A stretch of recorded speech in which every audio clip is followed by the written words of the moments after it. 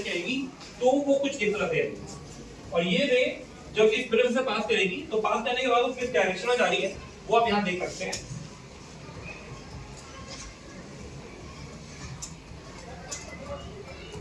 जब यहाँ से हम लोग ये दो पिन लगी है, यहाँ पे एक रे है, यहाँ पे हम दो पिन लगाई है, ये दो पिन को हम यहाँ पे देख रहे हैं तो हमको वो दोनों पिन यहाँ पे दिखाई दे रही है। मतलब रे इधर से आई, इस प्रिज्म के अंदर गई और प्रिज्म में से बाहर निकल गई। और जब हम इसको कन्वर्ट करेंगे तो ये incident ray, this is emergent रे एंड दिस इज रिफ्रैक्टेड रे।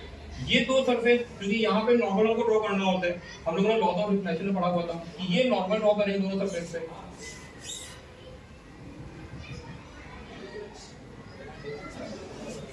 ये उसका एक थोड़ा और अच्छा सा पिक्चर है। This is the triangular prism ABC, this is the incident ray PQ and this is emergent ray RS। ये एक प्रिज्म है जिसका रिफ्रैक्टिव इंडेक्स भी होता है। these are two normal।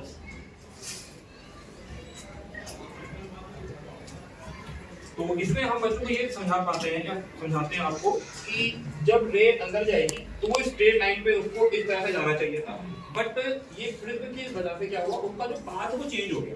और जो पाथ चेंज हुआ, आप अगर नेचुरल प्रिज्म लेंगे तो उसके अंदर आपको डायरेक्शन नहीं दिखाई देगी। तो यहाँ पे आप ये पूरा देख सकते हैं, रे ऐसे आई फिर वो अंदर बेंड हुई। वो बेंड हुई क्यों? क्योंकि उसका रिफ्रैक्टिव इंडेक्स चेंज हुआ। पहले वो एयर में थी, फिर वो ग्लास में गई। तो एयर से ग्लास में जाने की वजह से हमको पता है, ये लॉ ऑफ रिफ्रैक्शन पढ़े थे कि जब भी मीडियम चेंज होता है तो वेलोसिटी ऑफ लाइट चेंज होती है। And when the velocity of light changes the रे bend from its original path either toward normal or away from normal। तो यहाँ पे क्योंकि लेजर से डेल्टा वाली रे जा रही है इसलिए बेंड टुवर्ड नॉर्मल, तो जब इस तरफ गई और वो बाहर निकल गई।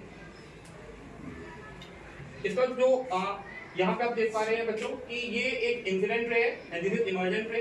इंसिडेंट और इमर्जेंट रे, जैसे मैं मुझको जाना स्ट्रेट था पर हम थोड़ा इस डायरेक्शन में चले गए, ये डेविएशन हुआ हमारे पाथ का डेविएशन।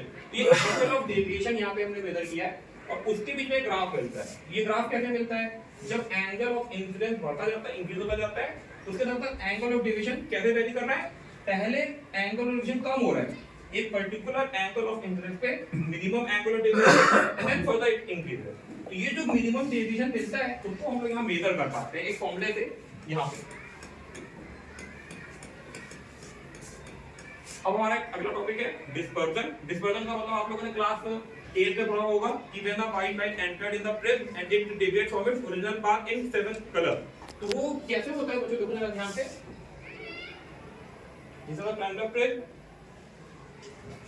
ये screen,